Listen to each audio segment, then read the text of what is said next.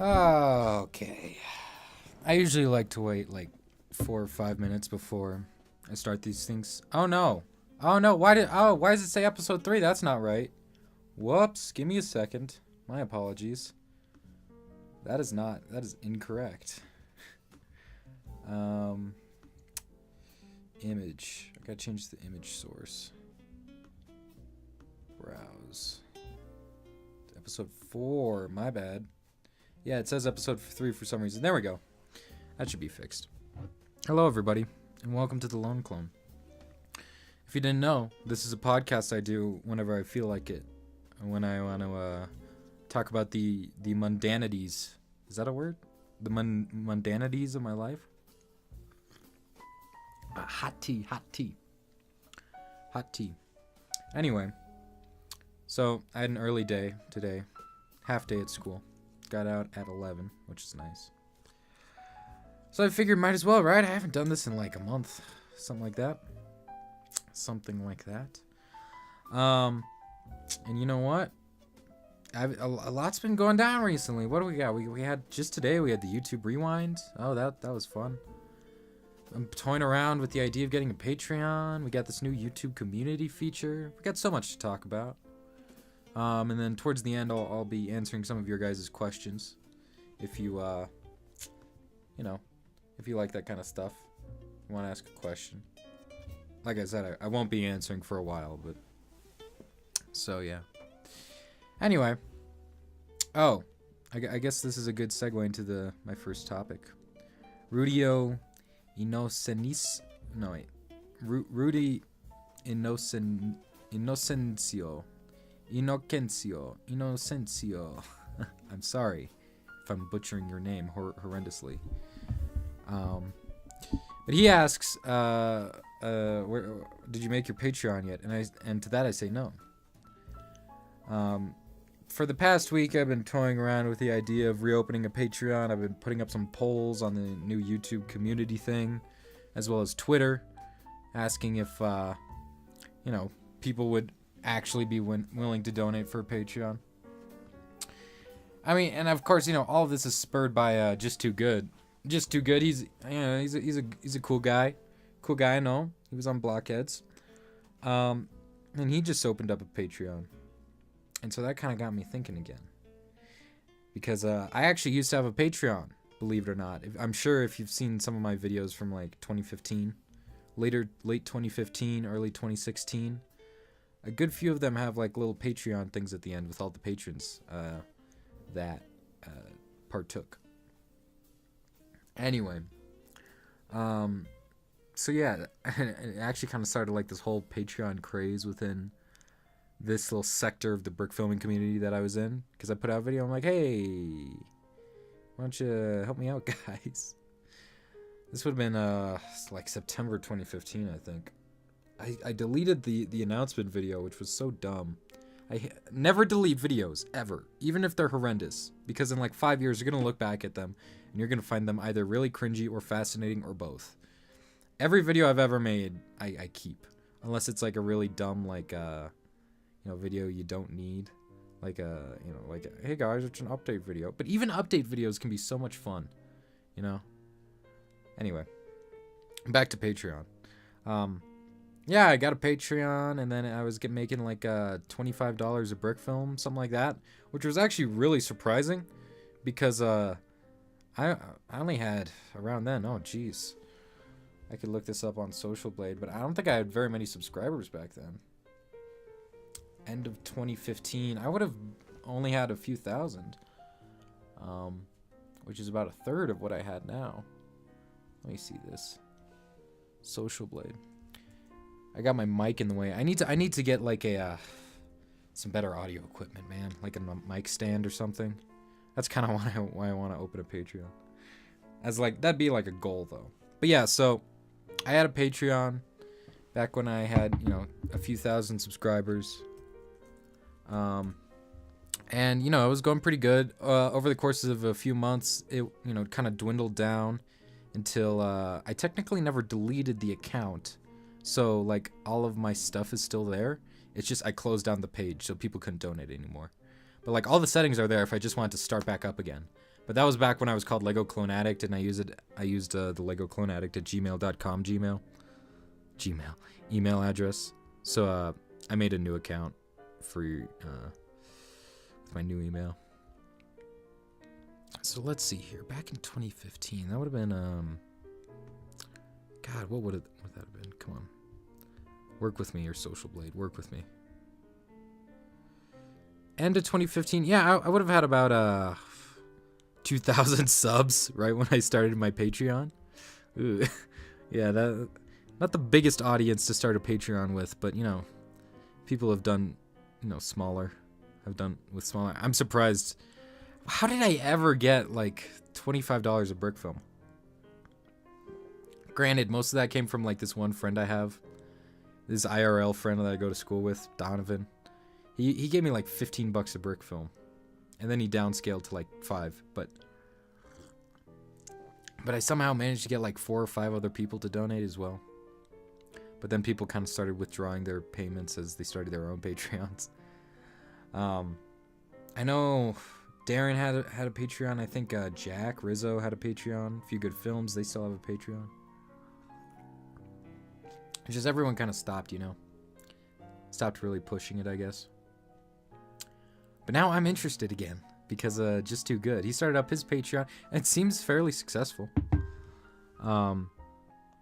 He's got like $80 a video, and I created it, and that's why it got me thinking, because I created a new account to support him, because we're acquaintances. He's a cool guy. So I just give him $1. And it doesn't feel like a lot. People are like, "Oh, why would he even bother just donating $1? He wouldn't even care." I beg to differ. People care even if you just donate $1. I don't get why more people don't just like donate $1 to their favorite creators on Patreon. Because it's like it's virtually nothing, But and I should do this more. I mean, because like there's this one group of creators I follow called the Procrastinators, and they primarily do like analysis videos, whether that be of like video games or anime or whatever. And they have a podcast, and they all have Patreons, and that's how they've built up all their thing, because of that's the only reason some of them have like careers in this field, is because of Patreon. And Mumkey Jones as well, who was a former procrastinator. But then a bunch of drama happened, and he got kicked out. My philosophy with Patreon, I think going forward, at least as a viewer, is gonna be like probably not gonna donate more than like $1 or maybe $5 a month. But see, $5, that's the point where people can be like, okay, then it's starting to become like an expense, like a Netflix subscription or something, where it's like, okay, over the course of a year, that's $60. That could be used for something else. But like $1 a month, it's kind of like, really, man? It's not that much. Everyone gives the example of like, oh, you could just buy a coffee, and of course that's a more adult-oriented example, because not a whole lot of kids drink coffee. And that's one of the troubles with I'm making like the worst segues ever, because I'm just tangentially hopping from topic to topic. And what was I saying? Oh yeah, I guess that's kind of one of the bigger troubles with Patreon in this kind of work, I guess, quote unquote, that I do. I mean, for Just Too Good, he's getting 86 a month, but people say, look at like 200,000 subscribers and say, oh, only $86 a month. That's not very good. And I mean, the thing is, like, most of his viewers are kids. That's the thing, right? Most of my viewers are younger kids as well. They don't have, like a credit card or a debit card or a PayPal account, generally. Uh-oh. I'm getting called. One moment, please.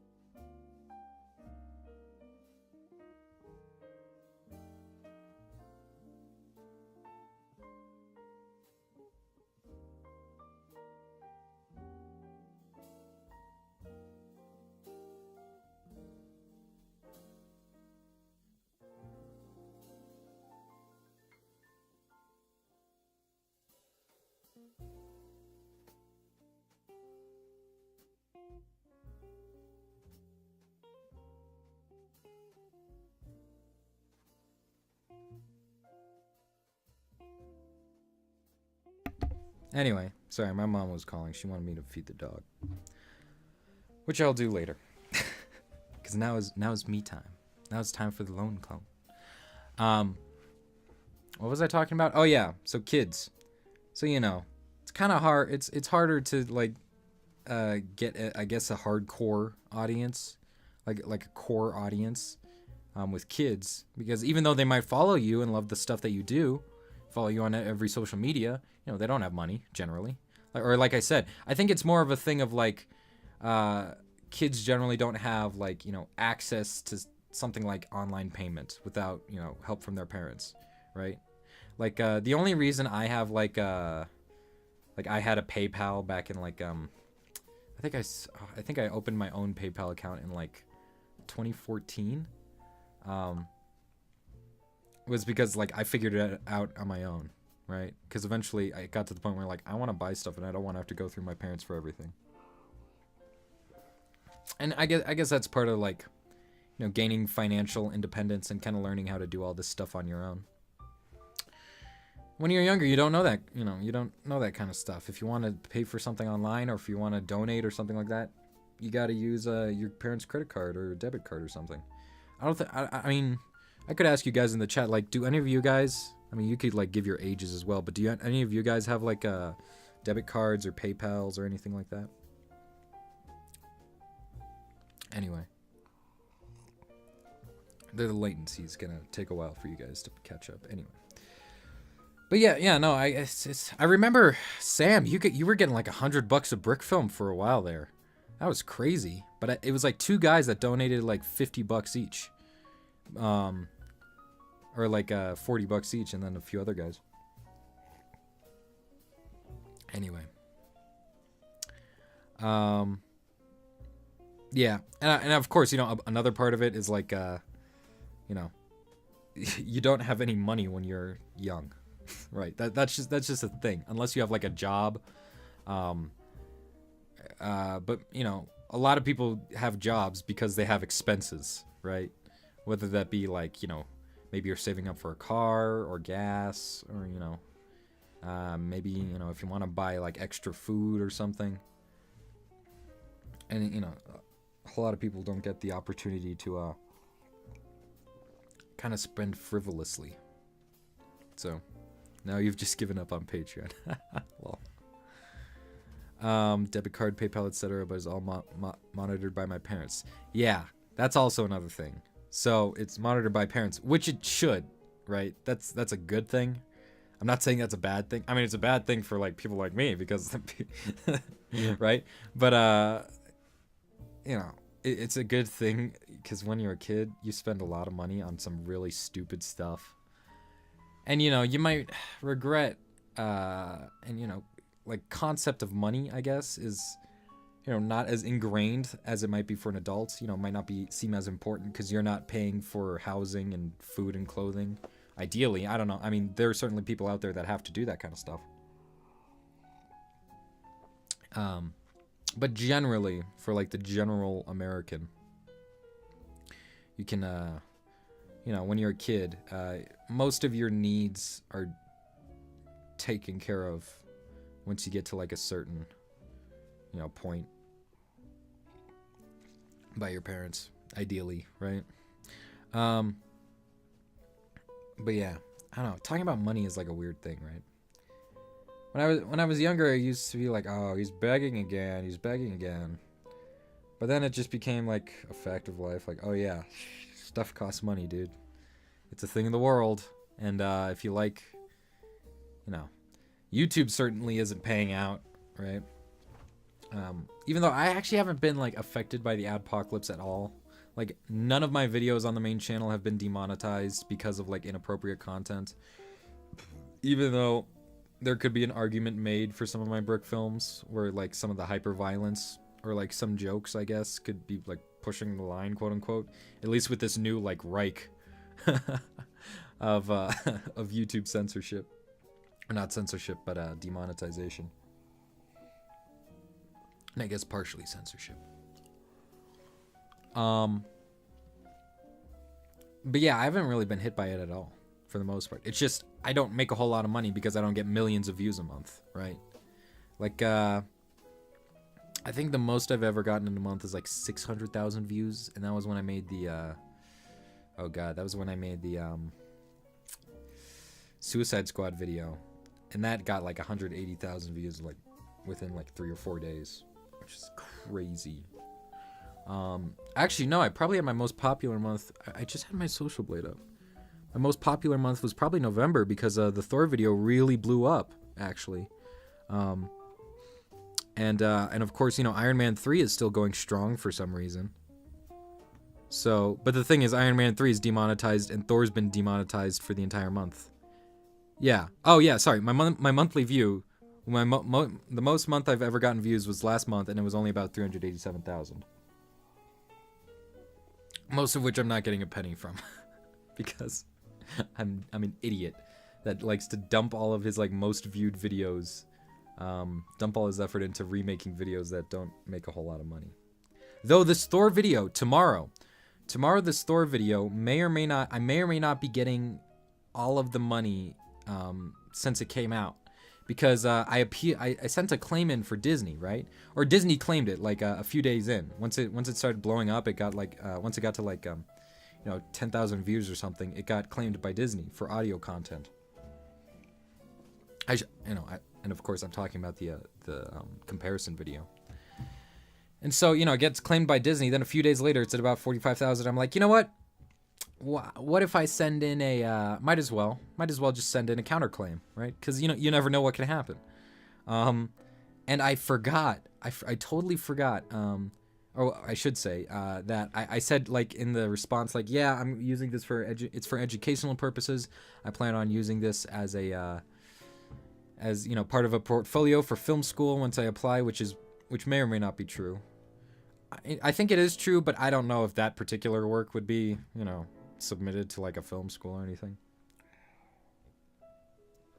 But yeah, so I send in the counterclaim, and then I don't hear from them for like 2 weeks. I'm like, what are they doing? Right? Usually they get back to you pretty quickly. And I totally forgot. If Disney, YouTube's actually pretty good with this stuff now. Like, they used to be pretty bad and everyone was bitching and moaning about it. But then they changed it and it's like, oh, okay. Nobody really praised YouTube because, that's the way. It's easier to complain about something and then have it fixed and then, But YouTube actually did listen and made it so that if your video gets claimed and you send in a counterclaim, ads will start running on your video again while it's being, counterclaimed. And during the entire process, they'll just keep the money in like a third-party area. And if your counterclaim goes through, then you get all the money back from during that period of time. But if your your counterclaim doesn't, gets rejected by like Disney or whatever, then Disney gets all the money like they normally would. So I totally forgot that if Disney doesn't respond in 30 days from the initial counterclaim, then I win the claim and I get all the money. Which I'm like, wait, I totally forgot. So Disney has not responded, and the claim runs out tomorrow. They need to respond by tomorrow, or else I get my claim back. So may or may not be getting like how many? It's like at 300,000 views. May or may not be getting like 275,000 views worth of AdSense tomorrow. Who knows? So I guess that's a kind of exciting, right? And so I say that, and I say that, and then I want to keep talking about how I want to make a Patreon again. It just sounds like I'm really greedy, but the thing is, like, ultimately, I'm operating most of my videos at a loss. Like, most of my videos do not pay for themselves, especially something like Howling Commandos. Like, the AdSense for Howling Commandos was like, it was like 50,000 views for the first episode, 40,000 for the second episode. That's like $40 approximately an episode. But I spent Brick Arms orders and special Vine. Wait, hold up, sorry. I'm subscribed to the Social Blade blog, which is terrific, by the way. And they just published an article called Vine Founder is working on Vine 2.0. What is this? I guess there's a demand? Oh, we also got to talk about VidMe. There's so much to talk about. I haven't talked in a while. And all of the stuff I'm talking about has just occurred within like the last week. Let's see this. We're gonna take sorry guys for another tangent, but here we go. Snapchat's week in review. Slumping stock, downtime, millions in unsold spectacles. Oof. Anyway, Vine co-founder working on Vine 2.0. Co-founder Dom Hoffman, like Dominic, is planning a successor to the ultra-popular 6-second video that was killed off by Twitter late last year. He says, I'm not working on a follow-up to Vine. Oh, oof. Or I'm going to work on a follow-up. I've been feeling it myself for some time, and I've seen a lot of tweets, DMs, etc. Often didn't offer any specifics, but it's clear what the shape or form the app will take. Entrepreneur is currently working on another project called Interspace, which appears to be mysterious in its own right. The other co-founders are working on HQ, which I play every day. Viners everywhere began crawling out of their graves Wednesday morning as Hoffman shared a teaser image of what might be a potential logo for the new platform, V2. Huh. That's weird. That is weird, man. Oh yeah, R.I.P. VidMe. Anyway, so Patreon. But yeah, like, I mean, like, the thing is, so most of my videos operate at a loss, and that, you know, that's fine. I don't need to make money on everything. And then I usually have like 1 or 2 or 3 videos that blow up, and quote unquote pay for the other videos. But even then, they don't like always equate, you know, money I put into other stuff. So, you know, over time, I am technically like making money, but that's because like I'm incredibly frugal, right? I rarely spend money on anything outside of, you know, brick films. I just got a car now and I got to pay for gas, and the car I drive, you have to get premium gas, which is it's like a 15% more expensive than like regular gas. Oh god. And it's got like, on the highway it gets like 20 miles to the gallon, which isn't great. City MPG is like 12 miles to the gallon. So if I want to pay for gas, that's oh god. I just did the other day, and it was like $65 for a full tank, which is horrendous. And then I spent $5 on a car wash. And then it snowed, which was a bad idea. God damn it. $5 for a car wash is pretty good though, but that's only because like this local car wash gas station I have near me had a deal where like they put a coupon in the paper. It's like, oh, Sundays, you know, $5 coupon. Get a regular car wash. Even though the water they use at the car wash is like recycled water, and so your car smells like sewer. I mean, you know, but you just got to go on the highway and then it'll air out. And ultimately it is more eco-friendly, so you know, that's good. Also, you know, in the end, it's all right. Anyway, but yeah, like, if I want to pay for stuff ever, you know, I just pay for that in my personal savings. And so now my you know, brick films are making even less, I guess. You could make it seem like that if I want to like pay for other stuff in my life. Like I have savings saved up for like that kind of stuff, but I don't want it to go down. Like I'd like to keep it level ideally. And now I'm gonna have to start paying for like SATs, which are like SAT and ACT tests, which are like $100 each time you take them. So yeah. So then I say all that and I say, oh, I want to make a Patreon. So it seems like, I know how that sounds. It seems like I want to make a Patreon so I can like break even in my life. But ultimately, like, I've been kind of not uninspired, but like unfulfilled with a lot of brick films I've been making for the past year. Like the recreations are fine and it's really cool that they blow up, but like ultimately they're not very creatively fulfilling. And I think you know, part of that is because like the technological side of my brick films has been very stagnant for about a year. Like if you look at my animation from something like Howling Commandos episode 2, which was over a year ago, and like an action video, well, I haven't made an action video since Howling Commandos episode 2. But if I made an action video like that today, like my technical prowess in terms of like animation and like visuals and stuff hasn't really like gone up. It hasn't really gotten better. So I'm hoping that if I do open up a Patreon, then I have like goals in mind. Like I can run some of these goals by you guys and see if you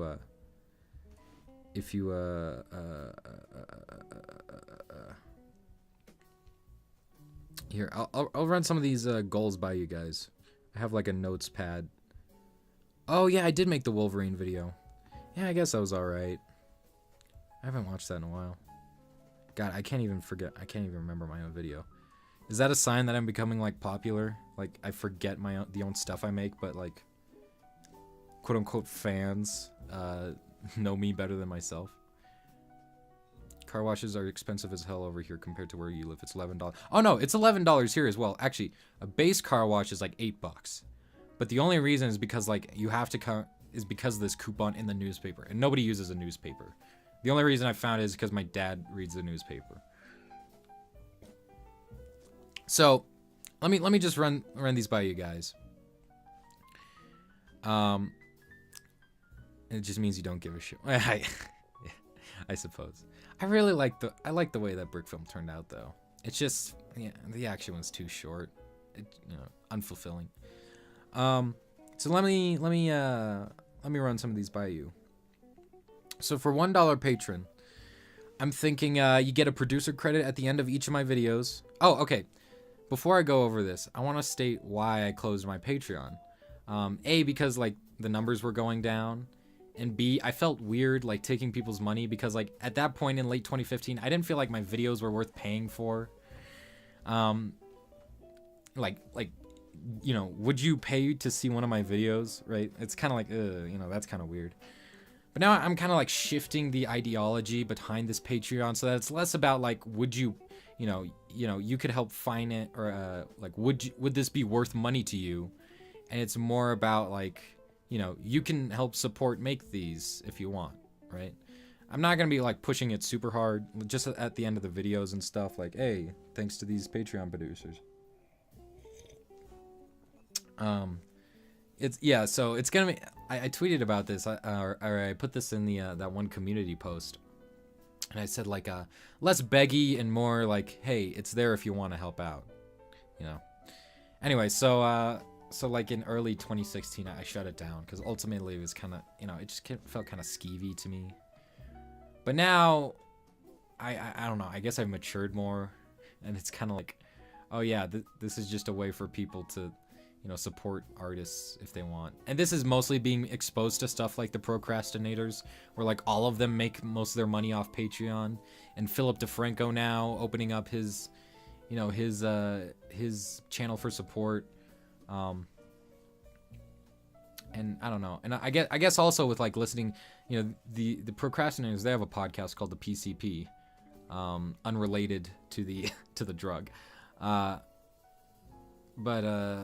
and they they kind of like I don't know, listening to that, they kind of like broaden my horizons in terms of like what can be considered like creative art and what value we put on creative stuff, and what value people would want to put them for themselves on creative stuff. Anyway, do you guys think if it counts as bricks, it got snow and copyright free carol music and bells playing in the background? No. See, I said no, because that's not an integral. See, what I'm thinking you're strategizing here. This is an aside. Someone asked this in the chat. This is an aside about the spectacular. What I'm thinking, because somebody did this last year, okay? What I'm thinking is you're just going to make a brick film. That's just a random idea, right? And it doesn't have anything to do with the holidays or like snow or winter at all. Like the idea isn't about snow or the holidays, or like a snowball fight or whatever. Someone just made like a Lego Star Wars video with stormtroopers, and then they put like a green screen snow filter over it, so it looked like it was snowing, and it was just a regular Star Wars skit, right? That's what I'm worried about if I say yes to like your answer. What I'm thinking is that you're just making a random brick film and then putting snow and then carol music in the background and say, hey, like the idea is that this whole thing is the thematic. The Brick Filmers Christmas Spectacular, right? It's a theme, right?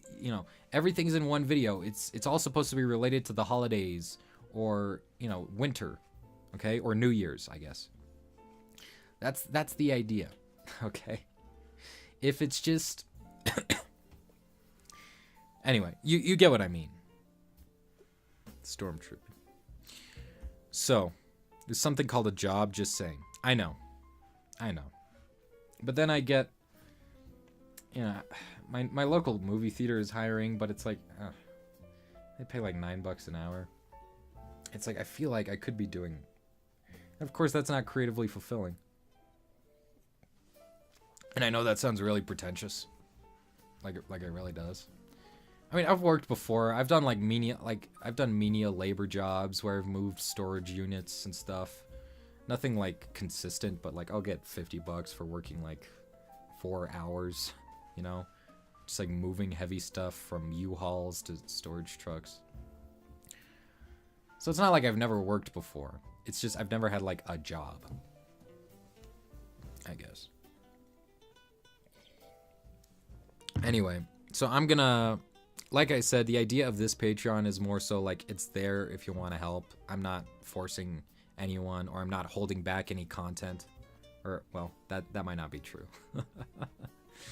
Oh, no, yeah, that's not true. So what I'm thinking is, so for $1, you get a Patreon producer credit at the end of each video. And then, you know, just access to monthly updates, like exclusive patron updates. You know, I generally don't update a whole lot on like what I'm doing. Like sometimes I'll do that in the Lone Clone, but even then that's like, eh. I'll go more in depth and provide screenshots and maybe like video previews and stuff like that. It's very picky for a first job, but hey, you do you. What? Okay. I don't know, moving stuff that's like heavy? Is that picky? Okay. So yeah, $1 you get producer credit at the end of the video, access to monthly updates. You know, that seems fair. $3 you get early access to videos like a day or two. I guess that's holding back content, but it's like a timed release thing, right? It's not like, oh, only you get to see this brick film. No, everyone gets to see it eventually, just like, I don't know, a day or two ahead of time. Not a week, because I cannot afford to like have a video done and then hold it for a week.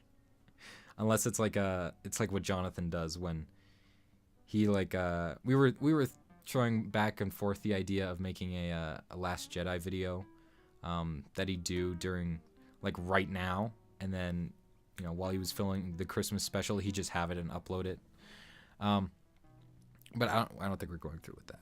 Anyway, so yeah, so $3 would get you early access to videos. $10 would get you like, you know, voice acting privileges, I guess. I don't know. That one still feels weird. Like, I don't feel like I'm a good enough voice actor for people to pay for. So I might bump that down to $5. Which would make more sense. I think I'm actually gonna do that right now. It's just kind of like, I don't know, I fluctuate so much. I'm very bipolar on this issue of like how much I'm worth as a voice actor. Like, I have a good enough audio setup, and I have, you know, some inflection, you know, in terms of like acting and stuff. I actually recorded lines for Akash's Captain America Reinstated video, and I think I actually did there was some like good bits I did in that. But it still feels like I'm not worth money.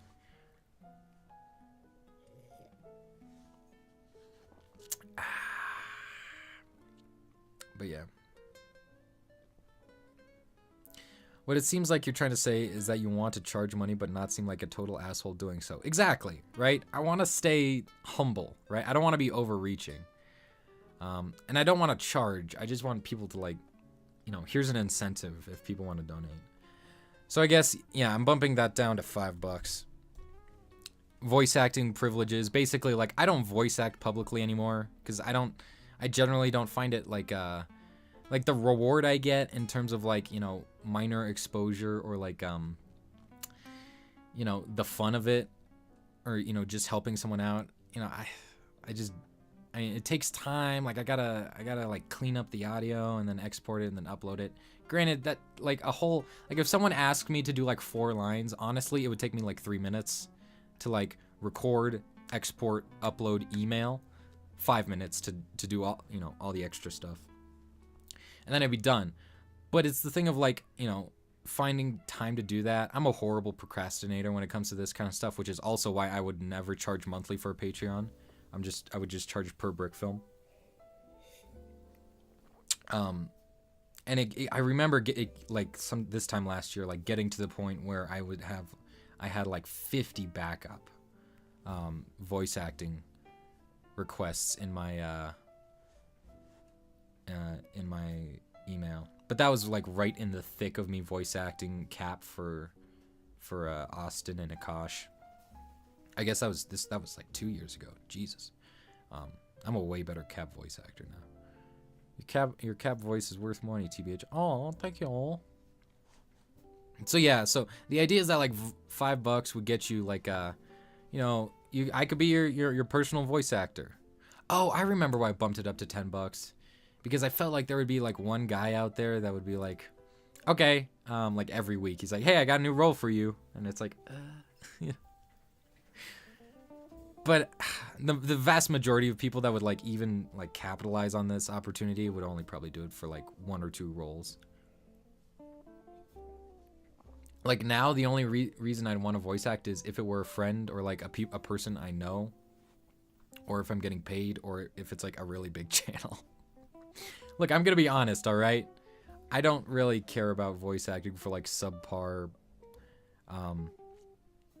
you know, scripts from people with like, you know, 200 subscribers. I'm sorry. I really am. I know that makes me sound like a total douche, right? Not a douche. That's more like an asshole.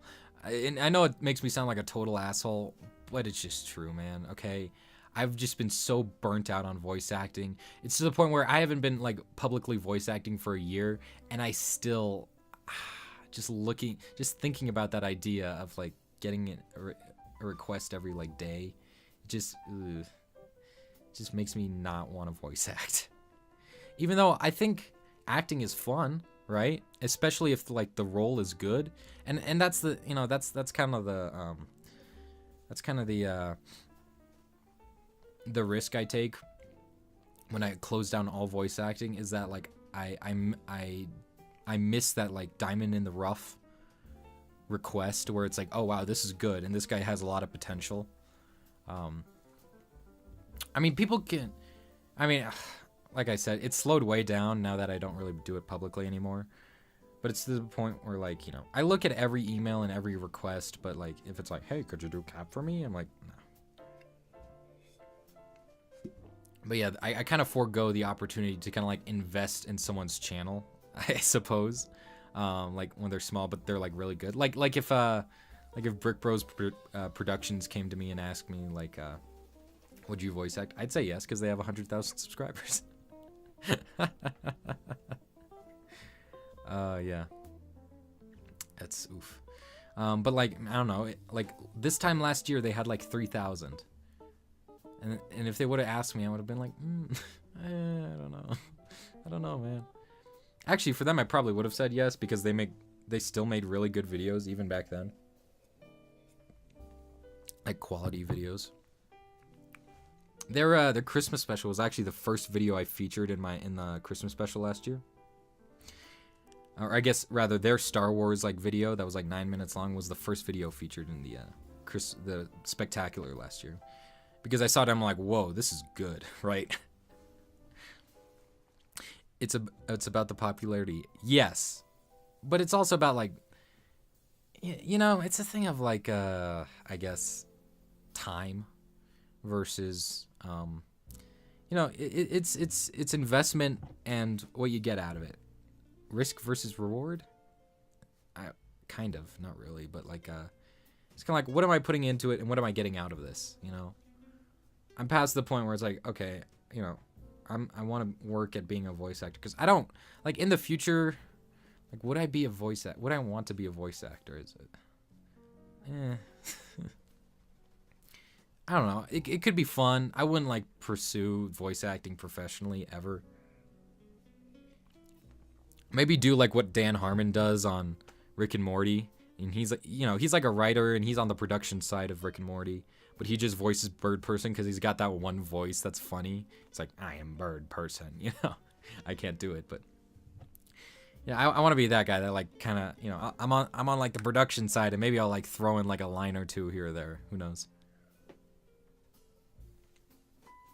If I were to ask you, would you do it again? I'm not saying I will, because I have no plans for that, because my channel's miniature.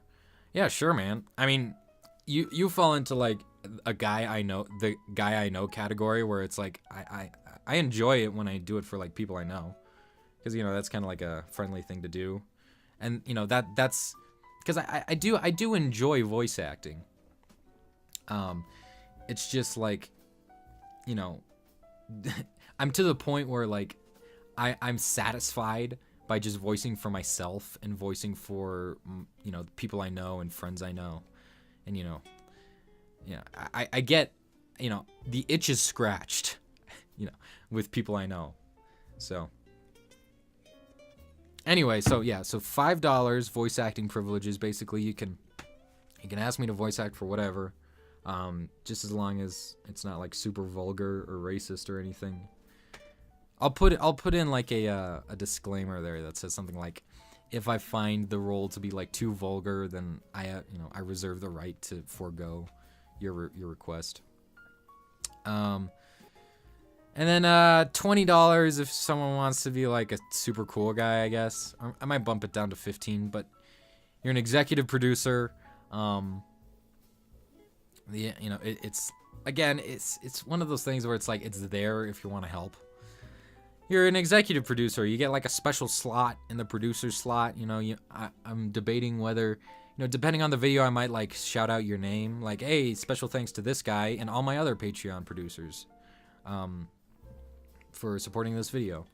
But if it's something more serious like Howling Commandos, you know, I just put like, I think for Howling Commandos episode 2 and episode 1 actually, I put in the credits like all the Patreon producers. But I mean, I didn't have any quote-unquote executive producers because my definition of executive producer back then was $50, which is asinine. So I'm bumping that down to something much more reasonable if someone actually wants to do it. But if it was something for like Howling Commandos where I wouldn't want to talk during the credits because it's a quote-unquote, you know, serious video, I guess more cinematic video, or like something like a Lego Cafe, right? Where it's more cinematic and kind of, you know, dramatic, melodramatic. I wouldn't like shout them out, but their name would be much bigger than the other people's names, essentially. And alongside that, you know, they get like a exclusive feedback on scripts and animation that they might have. I don't know what else I could do to like spice that up, like personally, because the other thing is like I don't want to spend all my time like fulfilling rewards. And granted, I gotta taper my expectations here for like how many people do I think would actually like, you know, take advantage of this $20 goal. This is an advertisement edition of the podcast. Well, I'm running this by you guys. Well, this podcast is about me, right? It's the what's it called? Narcissist podcast. So I'm talking about me and talking about myself. So and you guys get to give feedback. And the reason I'm saying this is so you guys can actually give feedback and say like, that's a good idea, or I don't think that's, you know, that's enough, you know, especially for like $20 a brick film. But you gotta keep in mind that I'm charging per brick film, and not like brick films I did during Me and Mabby J, where it take like, you know, 4 hours and I just like thought of an idea and it's 20 seconds long and I edit and upload it. I wouldn't charge for that. Something like Lego Cafe, I would, because I spent a few weeks on that actually. Of course, you know, bigger projects as well. Basically, something that's like more than 2 minutes, I think would be fair. Yeah. Should I do Lone Clone fan art? Sure, dude. If you want, I totally feature it on my channel. Let's see here. There was this one guy the other day that or this was a few weeks ago, that did like a fan art of Hanukkah Harry, and that was just like the most visceral thing in the world, and I loved it. I need to download that. I have a fan art folder on my desktop. So yeah. So goals. Here's what I'm thinking for goals. These are fairly modest because I don't think I might bump them up a little bit because, you know, they're a little low right now. But if I get $50 goal, I'd buy. The idea is to get like spend more money on like more dynamic lighting. One of the coolest things I've seen I just watched his Brotherhood Workshop video. Something he does really well in his videos, and I think D. Tenaglia is just starting to do this as well. But there's this company that you can buy like LEDs from that like integrate with Lego so that you can get like cool, like I don't want to say cinematic, but like more, you know, you can get more creative with your lighting. Like you can just have like a bit of red, like a neon red thing like over there, or like something more soft over there, or just like really focalized lighting over here or there. Brotherhood Workshop made a great video on it. So yeah, buying LEDs for videos so I can like kind of up my game a bit. For 75 bucks, if I was making that, I do like more behind the scenes and tutorial videos and commentaries.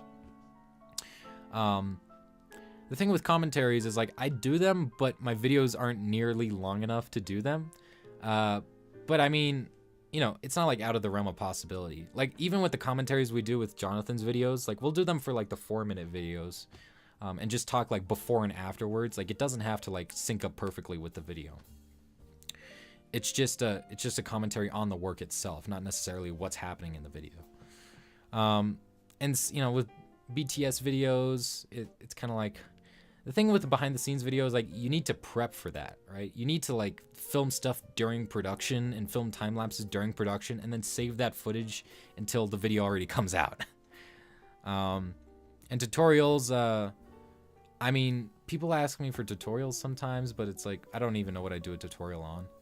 Like I've been kind of doing the video essay thing, and I'm about to put one out, ideally this weekend, but who knows? About smooth animation, and it's not like a tutorial or anything. It's just kind of more about the big idea of it all. Lego Elephant Studios. Sorry, my phone turned off. Should I do fan art? Yes, please. That would be incredible. I love the style you're doing, by the way, that you've been working on recently, with the kind of like I don't want to call it like gross out humor, but it very much reminds me of like something like Ren and Stimpy. You know, the kind of like whole I guess gross out humor would be, you know, the kind of like gross animation. Not gross in the sense of like, oh, there's blood everywhere, or like, oh, he's vomiting or something like that. But gross in the sense of that, like you look at it and you just feel like uneasy. I love that stuff. Didn't you do a commentary on Thor: Man in the Stars if it is about the holiday sales? Did I? I don't think I did. I may have. I mean, the idea was once I finished Howling Commandos, I would like make a movie of it with all the other like tangential videos as well, and videos from other people's channels that tie into Howling Commandos. And I'd make like the Howling Commandos movie, but I'm probably gonna have to shave an episode out of Howling Commandos if I want to finish it by the time I graduate. Especially since I haven't made a single episode this year, which is probably one of my biggest regrets. So yeah, so 75 bucks, I do BTS vids, tutorials, commentaries. If I was getting 100 bucks, I'd want to purchase better audio equipment, because like a Blue Yeti gets you like 85% of the way there, but I'd like to get, you know, even more of the way there with like an audio interface and like an actual mic stand, so that when I tap on the table, you know, you can't hear it vibrating through this dumb mic stand that I have on this Yeti. And I mean, all USB mics, you know, I mean, they're good enough for most people, but I just really kind of like to get all the way there, like I said. If I would get to $150, I'd start buying lenses. 75 bucks on Patreon, what? No, these are goals. These are goals, my dude. So if I get $75 total per brick film, then I'd start doing stuff, like various stuff. These aren't tiers, right? This is a collective thing. Like if I'm getting 75 bucks total, then I do more of these BTS vids. So for $100, like I said, better audio equipment. For $150, I'd start like getting other lenses. Like I have one lens for this T3 I have, and it's just kind of like, you know, it's kind of limiting, right? Like the depth of field is always the same. It can either be like, it's always like backgrounds are always really blurred out, and I don't know, I'd like to get some different stuff. What's your Patreon? I haven't started it yet. I'm just running these ideas by you guys. And then at $500, which is like a super stretch goal, which I don't think I'd ever get. At some point I'd like to get to the point where I don't know, if I'm making $500 a brick film, then this is like an actual like viable career opportunity. Not a viable career opportunity, but it's becoming like a bigger thing.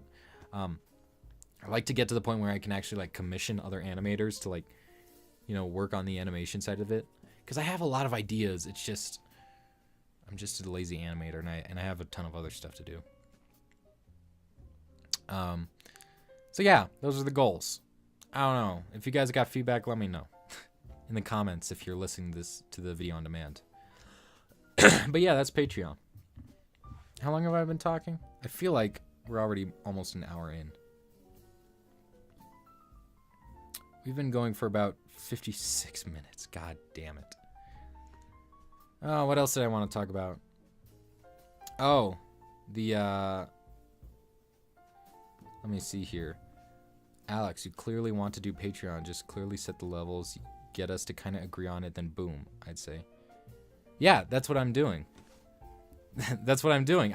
I'm going to start it, okay, at some point.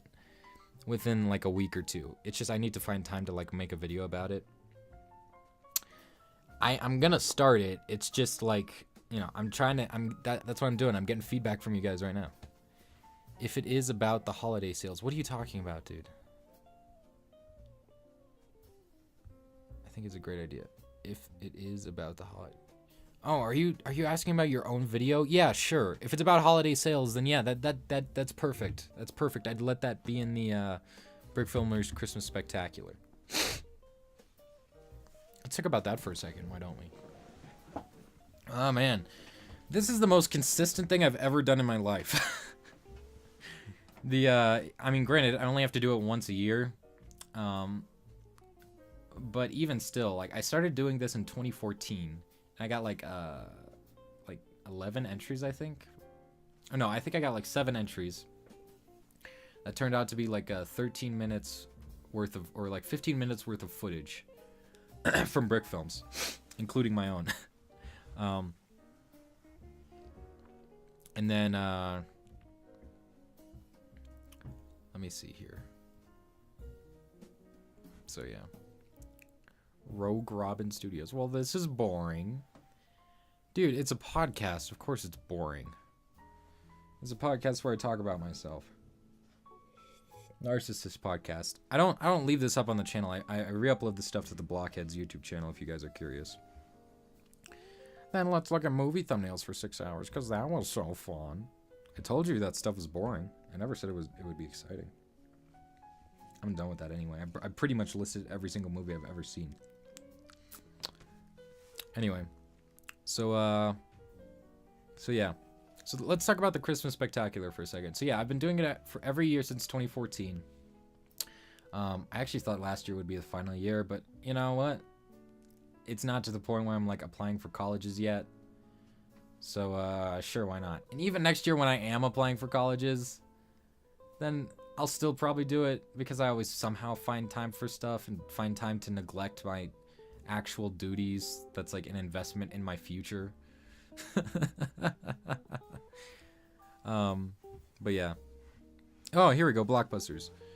$1 credits, BTS picks, little things. $3 early access. $5 line max voice acting. Tiny vlogs. $5 all voice acting. Or 5 line max voice acting. Tiny vlogs. $5 all voice acting. Script included in the video review. Drinking. That's why I think you should set the stuff. That's an interesting. I'm just thinking about like would I want to like split the voice acting? Because then it's like, okay, I'll just do like 2 lines for you. Then that would bring a lot of people up. Cuz you know, $5 a month, that's a thing. It's a fine line. It's a very fine line. This is why I didn't do what I did last time and do $1, $5, $10, $20, $50. It's a very fine line once you get past $1. Once you get past $1. So would I split voice acting up so it's like 1 line, or like, you know, maximum 5 lines? See, that's the thing though. Like, if I did do that, that's like most of the requests I would get though, that are like 5 lines max. I do like the feedback though. What are you drinking? I'm drinking tea. Are you going to name this episode the Narcissist episode? I'd probably call it Bah Humbug. Probably. Definitely split. I'll think about that. That's a good idea. Yeah. Anyway, so So yeah, the Christmas Spectacular. I really should have made that video a week ago because I usually give people like a month a month of, you know, prep time and work time, not 2.5 weeks. Because then people can actually like plan for stuff. But I mean, in all honesty, it's probably a good thing now that, because oh man, how many subs did I have last year around this time? I think I had about like 6,000, maybe 7. Now I've got 12. I just hit 12, which is awesome. Let me see here. Whoops, hit my mic. But yeah, like I said, last year I got like 60 entries. And it totaling like 3 hours of content, and that took like 5 hours to like export and like another 2 or 3 hours to upload. Oh my god, that was horrendous. That really was horrendous. On Christmas Day, because people kept sending in late entries and I felt bad. I'm like, oh, I guess, man, you know, I felt like I owed people something, right? Like they sent in their entries for me to use, so I owe them for their video to be in the video. I think I'm past that now. Cause like at the end of the day, like, you know, I'm not paying them or anything, right? And like the whole idea is like, yeah, this is the spirit of Christmas. And yeah, some people are gonna be mad that their videos don't get in because, you know, their video didn't follow all the parameters. But if I want to stay sane, I think I'm gonna have to be way more strict this year. And that's why I made that vlog. That was the most like janky vlog I've ever done. That grip I was using to hold my phone, I posted a picture to Instagram. It took like 10 minutes to build. I need to buy a GorillaPod. I'll use my personal savings. I wouldn't use Patreon money for something like that. I use my personal savings to buy that. I just need like a stand I can like do vlogs on. I might do vlogs as well. That might be another, maybe like Patreon exclusive vlogs at like a $10 mark. I said I won't be holding back any content, but who knows? I don't know. But I mean, like vlog, like people don't really care. People would care if I held back like behind the scenes videos and stuff and tutorials. A tutorial would be dumb to hold behind a paywall anyway. Maybe not a vlog. Anyway, so back to the Spectacular. I am actually very curious to see how many entries I get, because I put this video out a week and a half later than I really should have, or at least than I did last year. Oh, wait, I think last year I put out the video like November 1st. I can't remember. Can someone look up that date for me? It's still public. I put it private for a while, but anyway. So let's see here. Detailed statistics. Give me something, Social Blade. So around this time last year, I was about 7,000. 7.5 thousand. So yeah, I'm a little less than twice as much that I am for here. So no $10, man. $5 max for benefits. Yeah. Yeah, I figured. Thank you. See, this is what I want. This is the feedback I want. Also, you DM'd me something. Okay.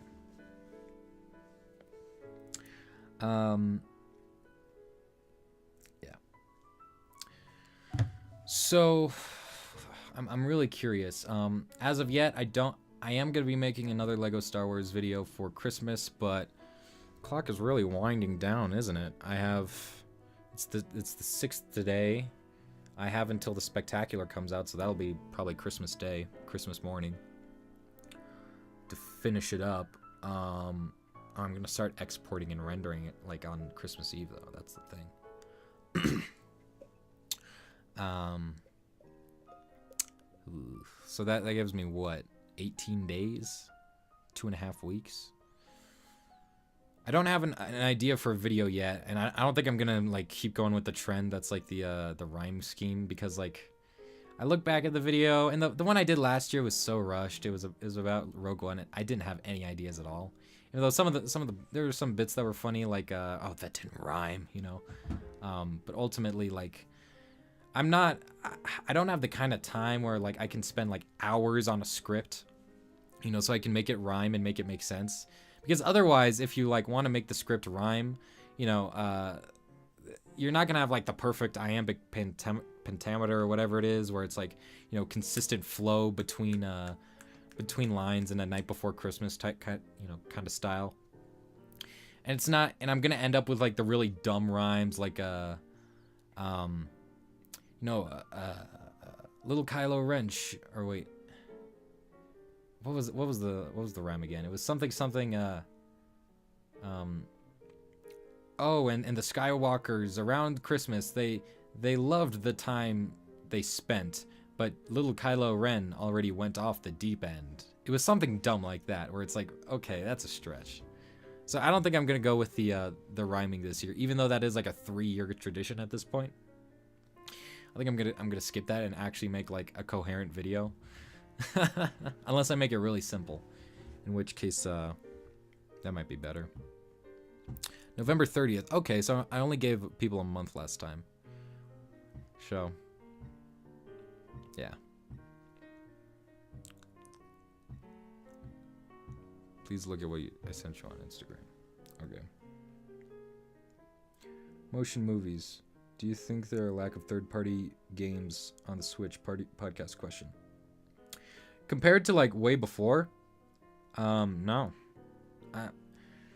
I mean, people are like parading around like how, oh, Rockstar is supporting the Switch, but it's like, and Bethesda's supporting the Switch, but I don't know, how long is that gonna last? Is Machine Games owned by Bethesda? They do Wolfenstein, right? Who are the guys that did Wolfenstein and Doom? I think that was Bethesda. And Skyrim. LA Noire was Rockstar. Publishers, yeah, that was Bethesda. I think Bethesda is it will be supporting the Switch in the future. Rockstar, I don't know, man. Their games are huge and like super sprawling. They have like big games, man, like big games.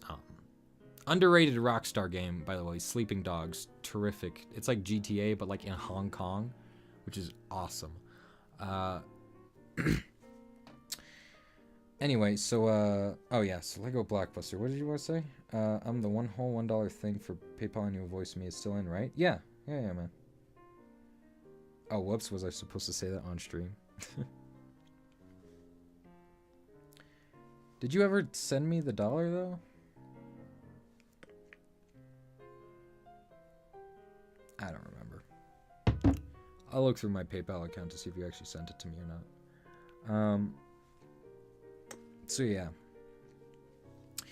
I am kind of worried to see like what happens after this first year. Like, you know, what is there? I mean, like you have like the JRPGs and stuff. You know, that's good for like the Japanese audience, but like Western audiences don't really care too much about that stuff.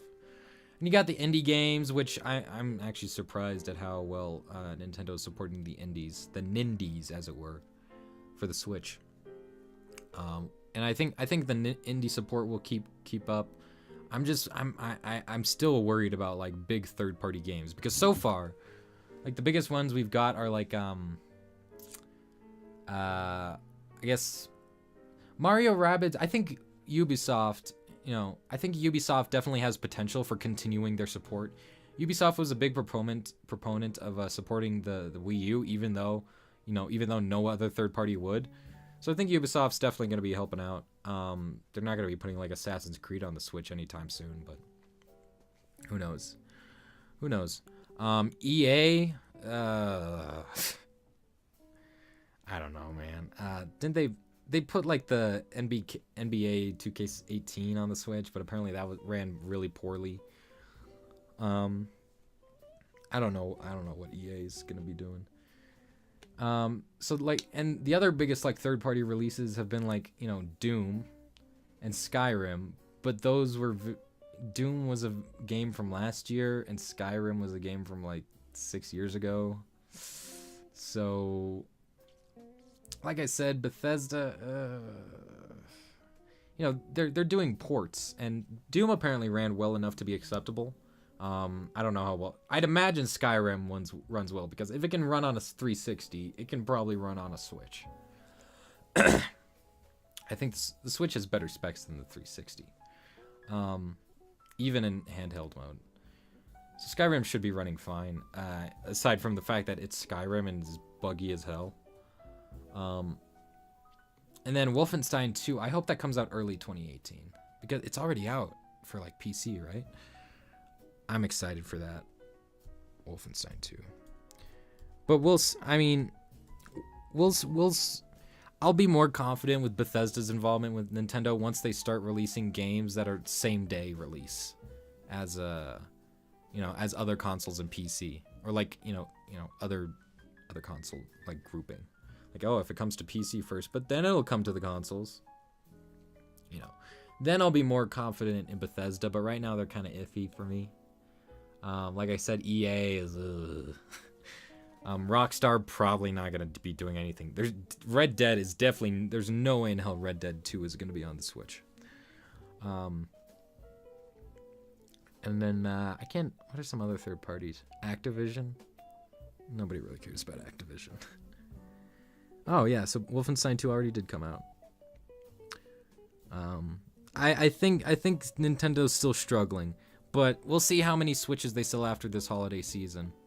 And I think 2018 is when third parties are really going to start jumping on board, but we probably won't see the results of the third parties jumping on board until 2019, because they're probably going to start making their games now or in 2018. So we'll see. We'll see. All right, what else is there? I'm putting hella effort into it. Okay, cool.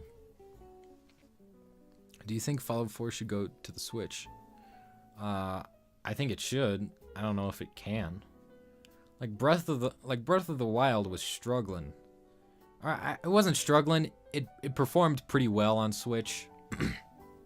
At like 960p, 30 FPS. For the most part, it had 30 FPS. Like when you had like a lot of particles in the air, like in the what's it called? The forest, the hidden lost forest, Kokorino? No, Korok Forest, with the Great Deku Tree. Like that area was like, that was low frame rate, dude. And then whenever you have like a bunch of fire everywhere, like it'll struggle. And that's when Nintendo's games are like native. They're built for the Switch. So granted though, it wasn't as optimized as it could have been. It was built mainly for the Wii U. I take back what I said about it being built for the Switch. It was built mainly for the Wii U. So I'd like to see what Nintendo could do with like a big like a big world that's like optimized like 100% built ground up for the Switch. Mario Odyssey runs pretty excellently on the Switch, actually. It's just Mario Odyssey prioritizes frame rate over resolution, which could be, it works. Like you get a lot of anti-aliasing, or I guess a lot of aliasing rather. Fallout 4 isn't very graphically intensive. Well, that may be true. I feel like it's enough though for it to be a challenge to get on the Switch.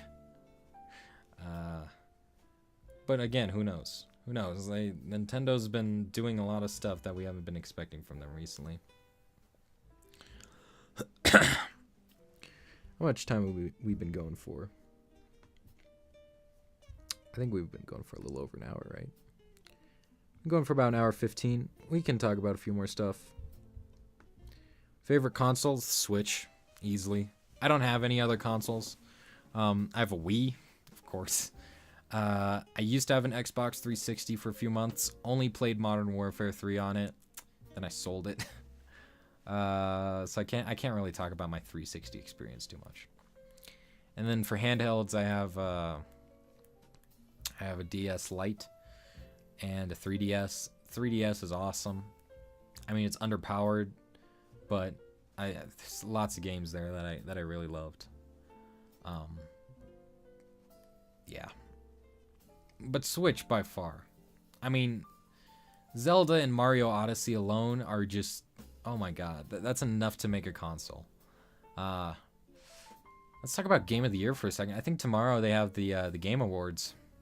which I don't think I'll be watching them live. I don't know, maybe. I'll probably just get like Twitter updates about them.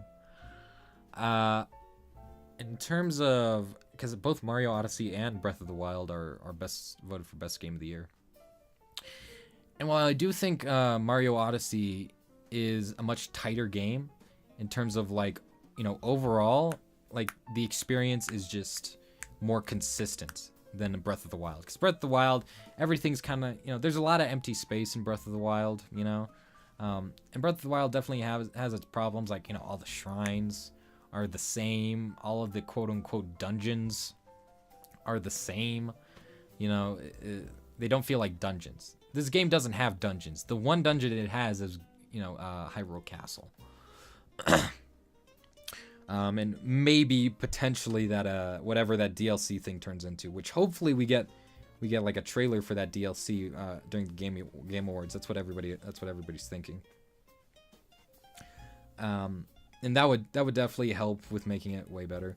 And you know, what else with Breath of the Wild? I mean, like I said, sometimes they have those frame dips. I mean, those aren't really bad at all. They're few and far between, to be honest. Let's see here. What else is there? So yeah, like I said, Mario Odyssey is it's a tighter experience and more consistently enjoyable experience. I don't know, man, but there's just something about the magic that Zelda had for me. You know, that was technically my first Zelda game, but I already knew everything about Zelda because I watched plenty of YouTube videos about like all the lore and stuff. And I felt like I was already really super attached to the series, even though I'd never played a game. I lied. I have played like the first like 20 minutes of what was the one game?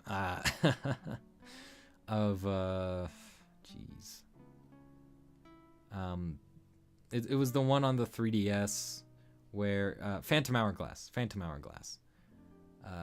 And I also played like half of the original Legend of Zelda on the 3DS Virtual Console. I guess I just prefer game series that have like lore over and, you know, like a more developed world as opposed to Mario, where, you know, even though it's a tighter experience, it doesn't have like that lore behind it. And people will like fabricate it, where it's like, I subscribe to this YouTube channel called Commonwealth Realm, which is a great Nintendo channel. But sometimes they'll do videos like, oh, the Mario timeline. It's like, Mario doesn't have a timeline. Come on. You know, and Zelda, and even Zelda doesn't necessarily have like a timeline, but I don't know. There's more to it on the surface level than like, you know, Mario. You know, Zelda, you know, from game to game, even though Zelda isn't built to have like a timeline, you know, even Nintendo just kind of like created the timeline themselves when they made the Hyrule Historia. It just kind of made it up. And Zelda games aren't designed around being anywhere in the timeline. But like, you know, there's a deeper, yeah, like I said, deeper than the surface level. You know, there's the people and the lore and the way different things get like reimagined from game to game. Like, you're always gonna have like some form of Ganon. You're always gonna have a Link. You're always gonna have a Zelda. But like, the various inhabitants of the world and the physics engine for Breath of the Wild, revolutionary. Not really, in terms of like all gaming. But it's, God, that was so much fun. Just gliding everywhere and having the ability to go anywhere. There's more of a magic, you know, to Breath of the Wild. And, you know, maybe I think there's more magic. There was definitely magic to Odyssey, but, you know, I never played a Mario 3D platformer before that. Oh, well, I guess I did play 3D Land. That's not really a true quote-unquote Mario platformer. But, like, I never had, like, a super big attachment to, like, 64 or, what was the other one for the GameCube? Whatever it's called. The one that had voice acting for Bowser was really weird. Sunshine. Because I never played those games. And so, you know, going back to the platformer 3D Mario, and, you know, it's exactly like those, you know? It's like 64 and Sunshine, and it's all the best of everything, you know?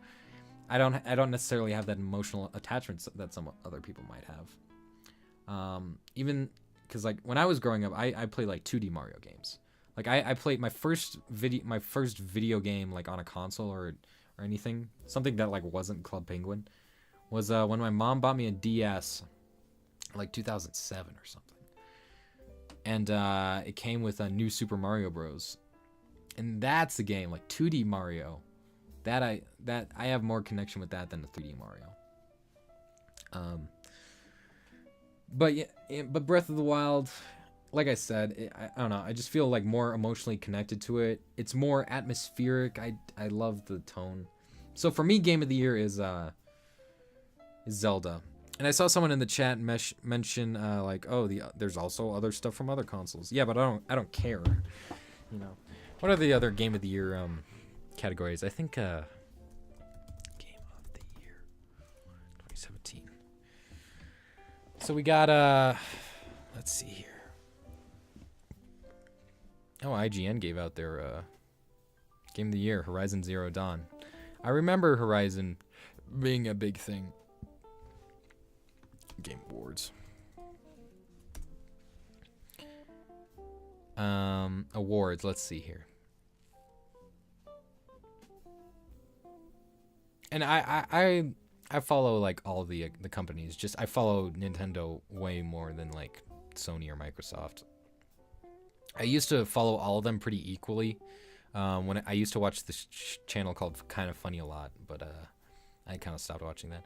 So they have Breath of the Wild, Mario Odyssey, Player Unknown Battlegrounds. Interesting. Persona 5, and Horizon Zero Dawn. Well, Persona 5 doesn't have the backing, so that's not going to win. Horizon Zero Dawn, I could see that. I could see that winning. PUBG? Who knows? That's a PC game, and it just came out to PS4 and Xbox, so... You know, PUBG is a really good game. And then there's Mario Odyssey and Breath of the Wild. After like a month though, like people started really complaining about Breath of the Wild. It's kind of like it's exactly what happened with Force Awakens. Not as far as the extent of like, you know, the backlash that eventually happened, but like with, you know, like with Force Awakens, like everyone loved it when it came out. 0 to no negativity. Then after a month, people kind of started, you know, looking at it again. People were like, oh, this is the same movie. You know, people started actually hating Force Awakens, which is like, really, dude? You know, like it's a bit of an extreme correction. And so I think that happened with Breath of the Wild as well. Like a month happened, and then, you know, people started getting down on it more, like, oh, you know, oh, all the dungeons are the same, and, you know, this and that, and everything's so empty, and and this and that, and it gets too easy towards the end game, and the final boss isn't that great, you know. So I don't know. That's actually tough. Which has more star power? Mario Odyssey is probably gonna win it because that has way more star power than Zelda. But I think I'll vote Zelda. Confirm my vote. Do I have to log in? Oh, hell no.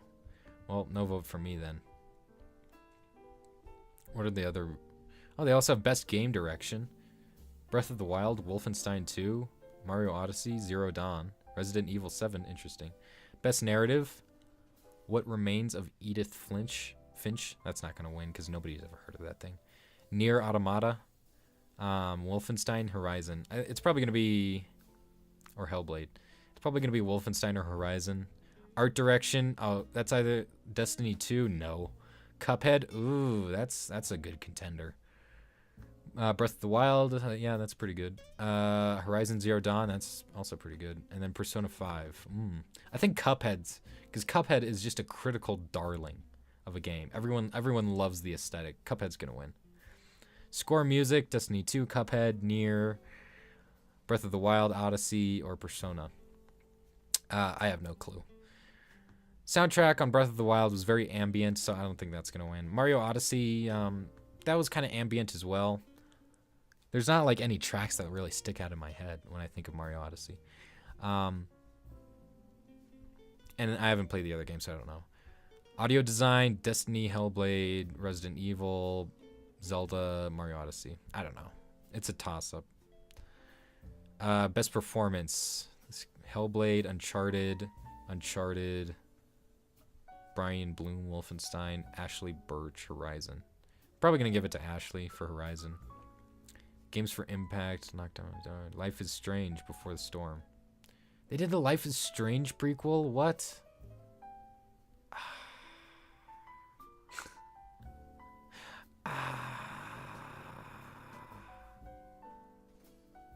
I thought he was supposed to be answering people's questions.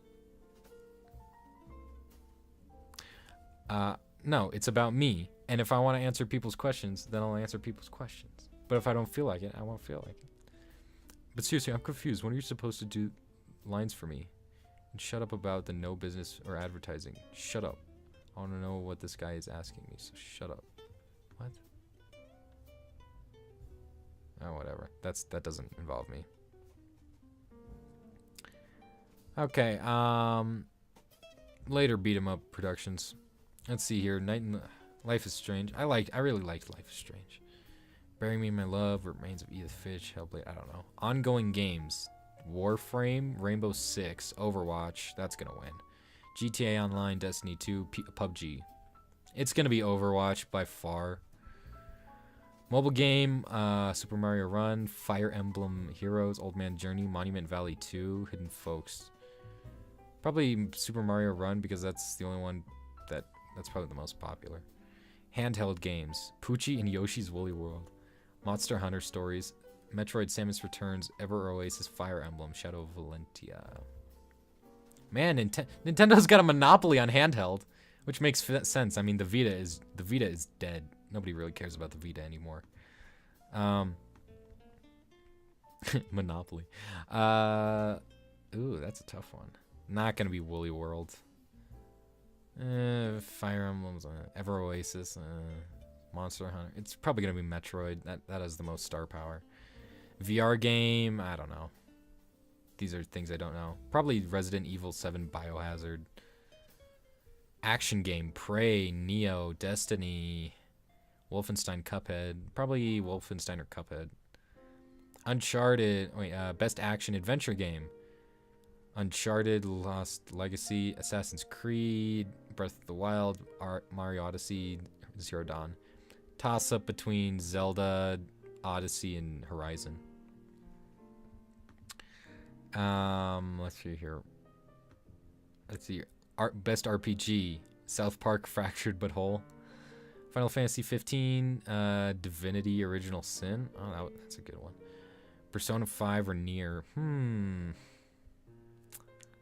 Which one is the most popular? See, that's the thing about the Game Awards. It's not what the best one is. It's what's the most popular. Fractured But Whole. I remember the first South Park game was really good.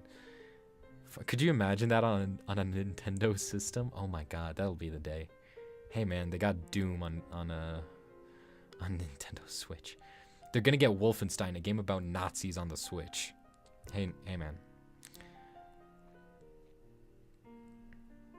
Okay, so what else we got here? Best... Oof. That's a toss-up. Maybe Nier. Final Fantasy 15, people hated that. Probably Nier, South Park, or Persona. Divinity is... Best fighting game, Tekken, Marvel vs. Capcom, ARMS. No. Injustice, no. Man, none of these are very good. Probably going to be Injustice, because that's probably going to be really popular. Family games, Splatoon, Sonic Mania, Mario Rabbids, Odyssey, Mario Kart 8 Deluxe. Man, Nintendo's got a monopoly on this one as well, aside from Sega, for Mania. I mean, that's a toss-up between any of them. I don't think Kingdom Battle's going to get it. But Mario Kart, Odyssey, Sonic, Splatoon, those are all good. Strategy game, XCOM 2? They did XCOM 2? Oh, man. Tooth and Tail, Total War, Mario and Rabbids, Halo Wars. Mario and Rabbids might get it. I don't know. It's probably going to be XCOM, though, I'd imagine. Sports game, Project Cars, Soccer, NBA, GT, Forza, FIFA. That's a toss-up. Multiplayer. Fortnite, COD, World War II, Splatty 2, Mario Kart 8, Destiny 2, and PUBG. Probably PUBG. Or Call of Duty, I'd imagine. Most anticipated games presented by McCafe. Last of Us 2, Red Dead 2, Monster Hunter, no. Marvel Spider-Man, God of War, It's either going to be Red Dead 2, it's probably Last of Us. Last of Us was just such a critical darling. Everyone loved it. Indie game, Pyre, Cuphead, Night in the Woods, Hellblade, What Remains of Edith Finch. Oh, Cuphead, easily. Best student game. Never heard of any of these. Skip that. Trending gamer, Steven Spawn, Mike Grizik, Guy Behim, Clint Lexa, Andre Rene. I don't know. Best esport. Rocket League, League of Legends, Dota, Counter-Strike, Overwatch. Oh, man. Jesus. Probably not going to be Rocket League. Man, all the MOBA communities. Probably not going to be Dota. If it's anything, it's probably going to be League of Legends. But Counter-Strike is certainly possible, and Overwatch as well. Overwatch is booming. It's probably going to be Overwatch or League, I'd imagine, but I think Counter-Strike has a good chance. Best esport player presented by Omen by HP. I don't do FaZe. Hey, FaZe Clan. Sick. I don't do any of these. It's probably getting Fortnite or COD for multiplayer. Let's see. Best esports team. I don't care. FaZe Clan. Sure, why not? Best debut indie. Cuphead or Hollow Knight. I've heard some people really loving Hollow Knight, but I think Cuphead's gonna get it because that's got the exposure. Best Chinese game. Never heard of any of these, and that's it. All right, so we'll see what happens at the Game Awards, and I think with that, I'm gonna head out, guys. Thanks for listening, but I should probably feed my dog now. But yeah, thanks. This will be re-uploaded to the Blockheads YouTube channel if you want to see it. And I got a video essay coming out later this week. I got the Star Wars Christmas special coming out later this by Christmas, ideally. I've got the what else? Probably gonna be opening up a Patreon within the next few days, maybe tonight even. But I got a lot of homework to do. Jesus. And then what else? Yeah. Oh yeah, join the Christmas Spectacular. Watch the video for all the rules. So yeah, thanks guys. I'll be seeing you later. Bye. Oh wait. Oh, and let me take you. Let me let the music take you out. It's been fun having you guys. Goodbye.